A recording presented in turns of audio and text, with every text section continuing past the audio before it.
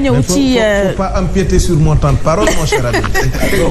Lamine kay Lamine tamit. bu tàkkee du taxaw. voilà alors balaa may ñëw sax ci Amadou Ba Ousmane Sonko et cetera Kader dafa am lu mu soulever tout à l'heure muy changement boo xamante ne nemmeeku na ko peut-être ci Ousmane Sonko tey est-ce qu'on peut vraiment aller jusqu'à dire que Ousmane Sonko ak Macky Sall mën nañ leen jàppe maintenant ay mag ak rakk.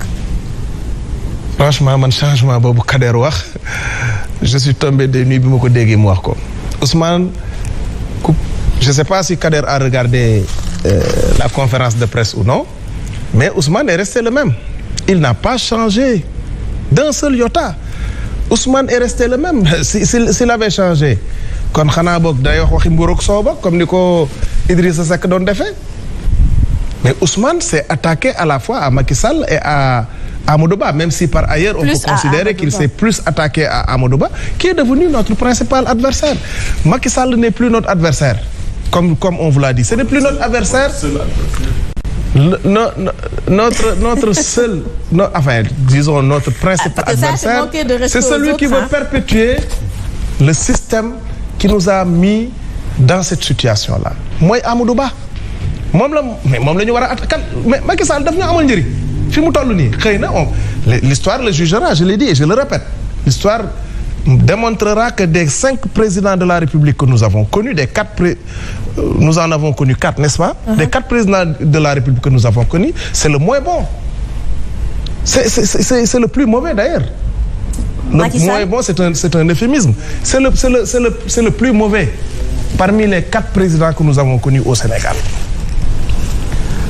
gis nga sama gaañ yi vraiment man je les comprends pas cette loi d'amnistie là mais est-ce qu'on avait besoin de la voter su fekkente ni li nekk ci ginnaaw loi d'amnistie bi mais suñ ko voté wutoon est-ce que Ousmane Sonko dina génn moo Diomaye Faye bay def conférence de presse mais da ngeen may laaj lan moo tax waruñu ko voter lan moo tax waruñu ko voter li tax waruñu ko voter mooy cette loi d'amnistie là li président de la République wax mooy apaiser li xew personne d'entre ces gens-là n'ont été jugés waxantuma ba ñu leen di condamner Ousmane n'a jamais été jugé Diomaye n'a jamais été jugé ñoom ñëpp seen dossier ak les autres les milliers de jeunes qui ont été libérés ñoom ñëpp kenn jugé wu leen ils étaient en instruction il aurait suffi simplement su fekkente ni réellement on voulait apaiser le climat politique il aurait suffi simplement de leur décerner une ordonnance de non-lieu.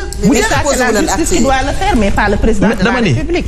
dama ni il aurait suffi de leur décerner une ordonnance de non-lieu pour que ñoom ñëpp ñu ñibbi. donc vous voulez que le président joxe injonction justice. pour ñu def ay non-lieu. mais ci la dëkk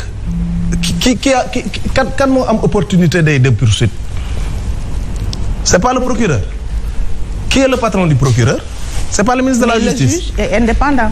Non dama ni qui est le patron juge yi ñoom ñëpp ku ci ne xam nañu ne seen dossier yu ñu yor dara amu ci. C'est parce qu'ils sont contraints par le parquet moo tax ñuy téye nit ñi en prison.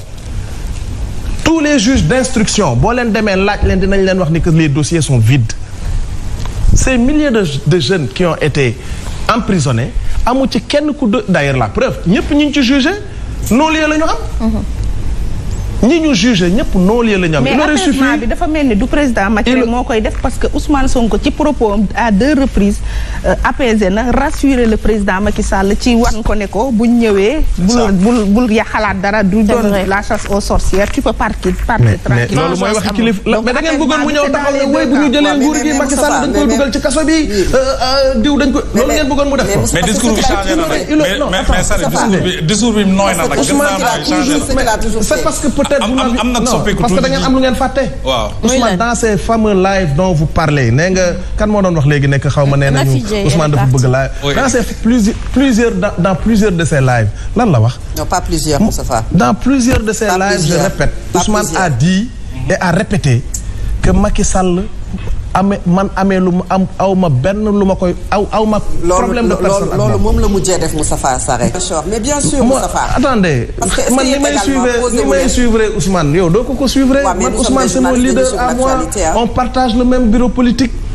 on échange man ak moom très souvent. pour vous dire simplement que Ousmane musula am ci nekk ci xelam esprit de vengeance.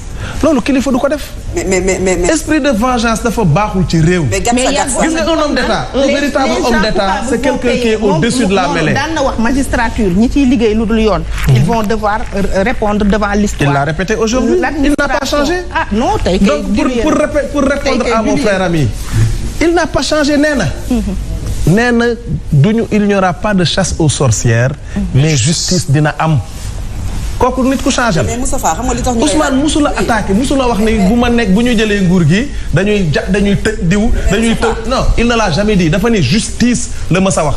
te loolu mooy yoon reddition des comptes dans une république qui se respecte la reddition des comptes est un acte majeur de gouvernance nit bu ñu la dénkee bu ñu jëlaatee nguur gi dañoo war a xool saytu lan nga def sur le plan politique sur le plan économique et sur le plan social. S'il y a des gens qui sont impliqués dans des crimes de sang, mais il faut qu'ils payent. Alors la question revient xam nga lu tax parce que Ousmane Sonko. radicalité moom Sénégalais yi xam nañ ko. Ousmane Sonko et le président Macky Sall extrémité la ñu tolloon ci ñoom ñaar. mais Fatou ak 80 personnes je termine ma question. yu ñàkk seen bakkan. bu ñu déggee Lamine Bara di wax ne même Diomaye.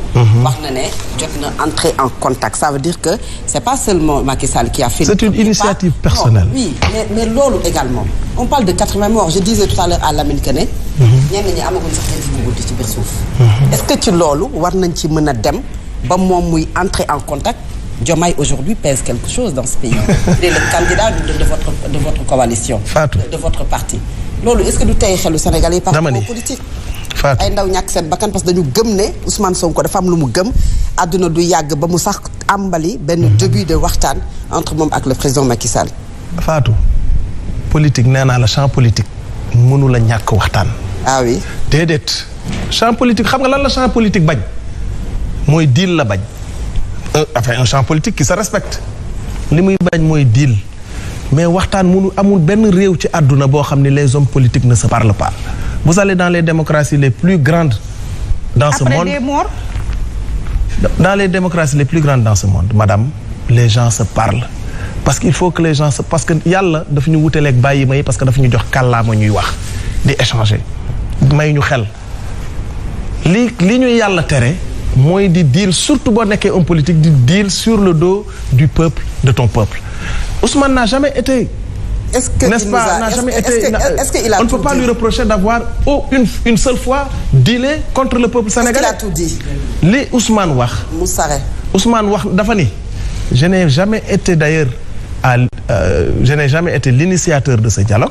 on m'a envoyé des gens qui sont venus discuter lan nga bëgg ku ñëw wax ko mu ne mu wan la ginnaaw ne non duma wax ak yow. mais est-ce que c'est pas une manière pour vous de reconnaître que radicalisme bi ça n'a pas porté au plan politique mais. gis nga nag ce radicalisme là xam nga li ma bëggoon lu ma doon xaar ci yéen ce que j'attendais de vous. mooy ngeen approfondir la réflexion quand vous me parlez de radicalité. ça a commencé quand. cette radicalité de Pastef ça a commencé mais voilà. Entre 2014 et 2021, vous n'avez jamais vu Pastef avoir un discours radical.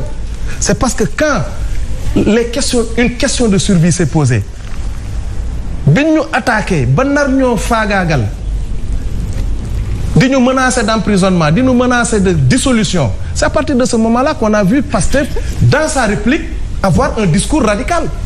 Et c'est tout à fait normal. Entre 2014 et 2021 nous sommes évertués à montrer aux Sénégalais lan la ñu bëgg a def ci réew mi.